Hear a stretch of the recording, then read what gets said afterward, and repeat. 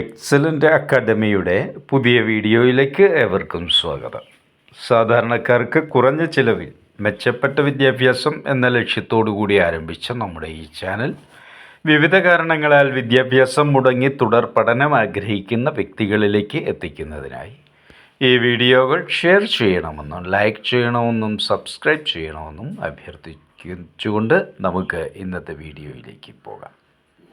നമ്മൾ ഇന്നെടുക്കുന്നത് 2ാം യൂണിറ്റിലെ സാമൂഹിക സേവനം, സാമൂഹിക പ്രതിരോധം, സാമൂഹിക സുരക്ഷ, സാമൂഹിക ക്ഷേമം എന്നീ ടോപ്പിക്കുകളാണ്. ഓരോ ടോപ്പിക്കിനെ കുറിച്ചും ഈ വീഡിയോയിൽ കൊടുത്തിരിക്കുന്ന ഉദാഹരണങ്ങൾ ബുക്കിൽ എഴുതി സൂക്ഷിക്കണമെന്നുകൂടി ഓർമ്മിപ്പിക്കുന്നു. സാമൂഹിക സേവനം അഥവാ സോഷ്യൽ സർവീസ് എന്താണെന്ന് നമുക്ക് നോക്കാം. ഒരു വ്യക്തിയെയോ സമൂഹത്തെയോ സമൂഹത്തിൻ്റെ മുഖ്യധാരയിലേക്ക് കൊണ്ടുവരുന്നതിനായി സമൂഹം നൽകുന്ന സഹായത്തെയോ സേവനത്തെയോ ആണ് സാമൂഹിക സേവനം എന്ന് പറയുന്നത്. ഇതിനായി കേന്ദ്ര സംസ്ഥാന സർക്കാരുകൾ ഒട്ടേറെ ക്ഷേമ പദ്ധതികൾ ആവിഷ്കരിച്ചിട്ടുണ്ട്. ഫലപ്രദമായ സാമൂഹ്യ പ്രവർത്തനം മെച്ചപ്പെടുത്തുന്നതിലും പുതിയ സാമൂഹ്യ സ്ഥാപനങ്ങൾ സൃഷ്ടിക്കുന്നതിലും സുസ്ഥിര വികസനം പ്രോത്സാഹിപ്പിക്കുന്നതിനും സാമൂഹ്യ സേവനങ്ങൾ നിർണായകമാണ്. ഇത്തരം പൊതുസേവനങ്ങൾ സമൂഹത്തിലെ ദുർബല വിഭാഗങ്ങളുടെ ക്ഷേമത്തിന് വളരെയധികം പ്രയോജനപ്പെടുന്നതാണ്.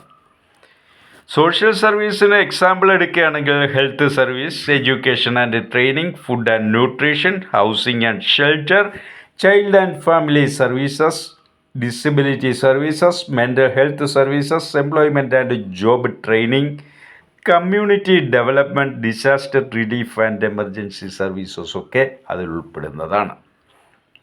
ഇനി നമുക്ക് സാമൂഹ്യ പ്രതിരോധം അഥവാ സോഷ്യൽ ഡിഫൻസ് എന്ന 2ാമത്തെ ടോപ്പിക്കിനെ കുറിച്ച് നോക്കാം.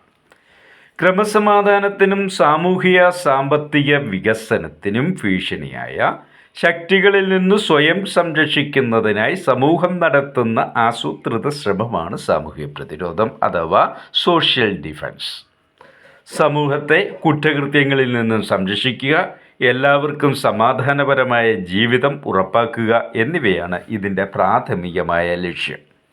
പ്രതിരോധ നിയന്ത്രണ നടപടികൾ, ക്ഷേമ പ്രവർത്തനങ്ങൾ, പുനരധിവാസ ശ്രമങ്ങൾ എന്നിവ സാമൂഹ്യ പ്രതിരോധത്തിൽ ഉൾപ്പെടുന്നു. സാമൂഹിക ക്രമം നിലനിർത്തുന്നതിനും സാമൂഹിക സാമ്പത്തിക വികസനം പ്രോത്സാഹിപ്പിക്കുന്നതിനും മൊത്തത്തിലുള്ള ക്ഷേമം ഉറപ്പാക്കുന്നതിനും ഇത് അത്യന്താപേക്ഷിതമാണ്. പുനരധിവാസത്തിനും പുനഃസംയോജനത്തിനും പിന്തുണ നൽകുന്നതിനായി വിവിധ മേഖലകളിൽ പ്രവർത്തിക്കുന്ന സാമൂഹിക പ്രവർത്തകർ സാമൂഹിക പ്രതിരോധത്തിൽ നിർണായകമായ പങ്ക് വഹിക്കുന്നുണ്ട്.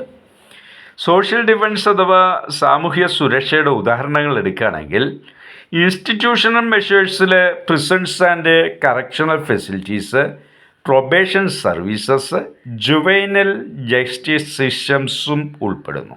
കമ്മ്യൂണിറ്റി ബേസ്ഡ് മെഷേഴ്സ് എടുക്കുകയാണെങ്കിൽ neighbourhood watch, community policing, restorative justice.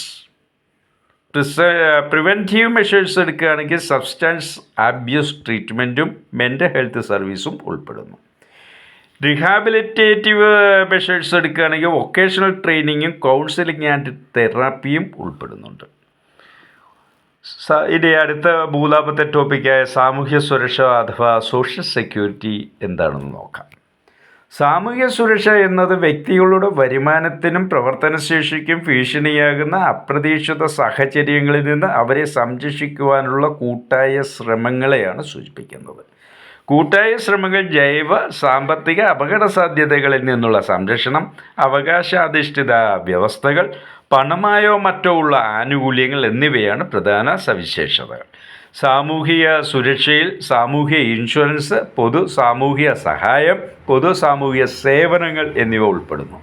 സാമൂഹ്യ പ്രവർത്തകർക്ക് സാമൂഹിക സുരക്ഷയെക്കുറിച്ച് അറിവുണ്ടാകേണ്ടത് അത്യാവശ്യമാണ്.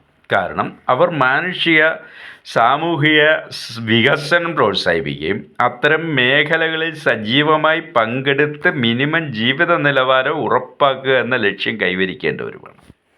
എക്സാമ്പിൾസ് ഓഫ് സോഷ്യൽ സെക്യൂരിറ്റീസ് എടുക്കുകയാണെങ്കിൽ സ്റ്റാറ്റ്യൂട്ടറി സോഷ്യൽ സെക്യൂരിറ്റി സ്കീമിൽ ഉൾപ്പെടുന്ന എംപ്ലോയീസ് പ്രൊവിഡൻറ്റ് ഫണ്ട് ഓർഗനൈസേഷനും എംപ്ലോയീസ് സ്റ്റേറ്റ് ഇൻഷുറൻസും നാഷണൽ പെൻഷൻ സിസ്റ്റവും ഒക്കെ ഇതിൻ്റെ ഭാഗമാണ്. Non contributory social security scheme എടുക്കുകയാണെങ്കിൽ നാഷണൽ ഹെൽത്ത് പ്രൊട്ടക്ഷൻ സ്കീമും പ്രധാനമന്ത്രി ആവാസ് യോജനയും നാഷണൽ സോഷ്യൽ അസിസ്റ്റൻസ് സ്കീമും ഇതിൽ ഉൾപ്പെടുന്നതാണ്. അതർ സോഷ്യൽ സെക്യൂരിറ്റീസ് ഇനിഷ്യേറ്റീവ് എന്ന് പറഞ്ഞാൽ അടൽ പെൻഷൻ യോജന, പ്രധാനമന്ത്രി Matru Vandana Yojana, integrated child development services ഒക്കെ ഇതിന് ഉദാഹരണങ്ങളായിട്ട് നമുക്ക് എടുക്കാവുന്നതാണ്. നാലാമത്തെ ടോപ്പിക്കായ സാമൂഹിക ക്ഷേമം അഥവാ സോഷ്യൽ വെൽഫെയർ എടുക്കുകയാണെങ്കിൽ സമൂഹത്തിലെ ദുർബലരായവരുമായ വിഭാഗങ്ങളുടെ താൽപ്പര്യങ്ങൾ സംരക്ഷിക്കുകയും പ്രോത്സാഹിപ്പിക്കുകയും ചെയ്യുന്ന സേവനങ്ങളുടെയും സ്ഥാപനങ്ങളുടെയും ബോധപൂർവം സംഘടിപ്പിച്ച ഒരു സംവിധാനമാണ് സാമൂഹിക ക്ഷേമം എന്ന് പറയാം. ദുർബല ജനവിഭാഗങ്ങളുടെ ആവശ്യങ്ങൾ നിറവേറ്റുന്നതിനും ശാരീരികവും മാനസികവും സാമൂഹികവും ധാർമ്മികവുമായ വെല്ലുവിളികളെ തിരിച്ചറിയുന്നതിനും അവയോട് പ്രതികരിക്കുന്നതിനും ഇത് ആസൂത്രിതവും സംഘടിതവുമായ ഒരു സംവിധാനമാണ്. ദുർബല വിഭാഗങ്ങളെ ശാക്തീകരിക്കുക, അവരുടെ കഴിവുകൾ തിരിച്ചറിയാനും അന്തസ്സോടെയും ബഹുമാന്യതയോടെയും സ്വാതന്ത്ര്യത്തോടെയും സമൂഹത്തിൽ പൂർണ്ണമായി പങ്കെടുക്കാനും അവരെ പ്രാപ്തരാക്കുക എന്നതാണ് സാമൂഹ്യക്ഷേമത്തിൻ്റെ പ്രാഥമികമായ ലക്ഷ്യം. ആത്യന്തികമായി സാമൂഹ്യ പ്രശ്നങ്ങൾ പരിഹരിക്കുന്നതിലും സാമൂഹ്യ നീതി പ്രോത്സാഹിപ്പിക്കുന്നതിലും സമൂഹത്തിലെ എല്ലാ അംഗങ്ങളുടെയും ക്ഷേമം ഉറപ്പാക്കുന്നതിലും സാമൂഹ്യക്ഷേമം ഒരു പ്രധാന പങ്ക് വഹിക്കുന്നുണ്ട്. ഇതിൻ്റെ ഉദാഹരണം എടുക്കുകയാണെങ്കിൽ hospitals and health services, public health programmes, അതായത് വാക്സിനേഷന്, ഡിസീസ് പ്രിവെൻഷൻ, ഇതെല്ലാം mental health services, substance abuse treatment centres, public school and universities, vocational training programmes, literacy programmes, special education services, unemployment benefits, minimum wage laws, job training programmes, social security benefits, public housing programmes, homeless shelters, rent assistant programmes, affordable housing initiatives, child protective services, foster care programmes, adoption services, family counselling services, food bank, food and ന്യൂട്രീഷനിലാണ് അത് വരുന്നത്, food banks, food stamp programmes, school meal programmes, nutrition assistant programmes, disability benefits, rehabilitation centres, accessibility services, ഈ റാമ്പുകളൊക്കെ ഉണ്ടാക്കുന്ന system, assistive technology programmes, ഇവയൊക്കെ അതിൻ്റെ പരിധിയിൽ വരുന്നതാണ്. നമ്മുടെ ഇന്നത്തെ ഈ വീഡിയോ ഇവിടെ അവസാനിക്കുകയാണ്. എല്ലാവർക്കും ഈ വീഡിയോ ഇഷ്ടമായി കാണുമെന്ന് കരുതുന്നു. ഈ ടോപ്പിക്കുകളിൽ നിന്നും വരുന്ന ചോദ്യങ്ങൾക്ക് മികച്ച ഉത്തരം എഴുതുവാൻ സാധിക്കട്ടെ എന്ന് ആശംസിച്ചുകൊണ്ട് നിർത്തുന്നു. നന്ദി, നമസ്കാരം.